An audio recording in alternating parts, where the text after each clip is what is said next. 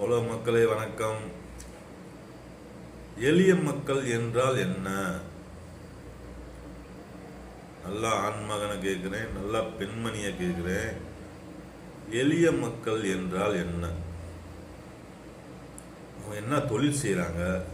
அவங்க யாரு? அவங்க தமிழ்நாடு சேர்ந்தவங்களா, இல்லை பக்கத்து நாடு சேர்ந்தவங்களா, இல்லை வெளிநாடு சேர்ந்தவங்களா? சொல்லுங்க மக்களே, எதற்காக இப்படி சொல்றீங்க? இன்ன வரைக்கும் அந்த எளிய மக்களுக்கு நீங்க என்ன செஞ்சீங்க? 100க்கு 100 மார்க் வேணும். ஒரு மார்க் குறைஞ்சாலும் செல்லாது. சரிங்களா? இந்த எளிய மக்கள் என்ற வார்த்தை எனக்கே பிடிக்கல. அந்த மக்களுக்கு பிடிக்குமா?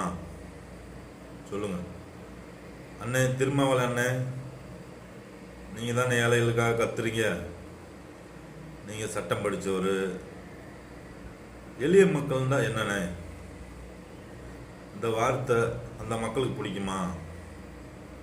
அரசியல்வாதிங்க மக்களுக்கு பிடிக்காத வார்த்தைய நீங்க பேசலாமா? சொல்லுங்க. எளிய மக்கள் என்றால் என்ன? சொல்லுங்க சார். விஜய் சார், நீங்க சொல்லுங்க சார். நீங்க அரசியலுக்கு வந்திருக்கீங்க. எளிய மக்கள் என்ற வார்த்தை சரியா? இந்த வார்த்தை சொல்லலாமா? அந்த மக்களுக்கு பிடிக்குமா? நீங்க பதில் சொன்னாலும் சரி. ஏழைங்களுக்காக யார் வாரீங்களோ அவங்க தான் சொல்லணும்.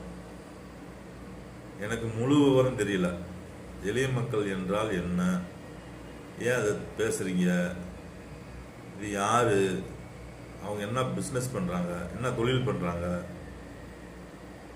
இல்லை கடனாகி போய் சாக போறவங்களா? கடனாகி போய் சாக போறாங்களா? அவங்க தான் நம்பர் 1 ஏழை. உண்மை தானே? அவங்க எளிய மக்களா?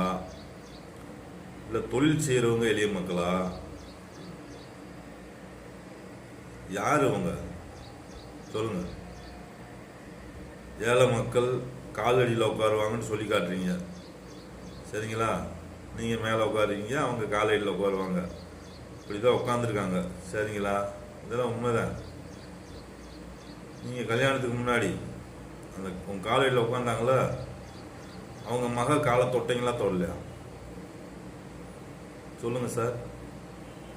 உங்கள் காலடியில் உட்காந்துருக்காங்களா ஏழை? அவங்க மக காலில் விழுந்தீங்களா விழுலையா? சொல்லுங்க.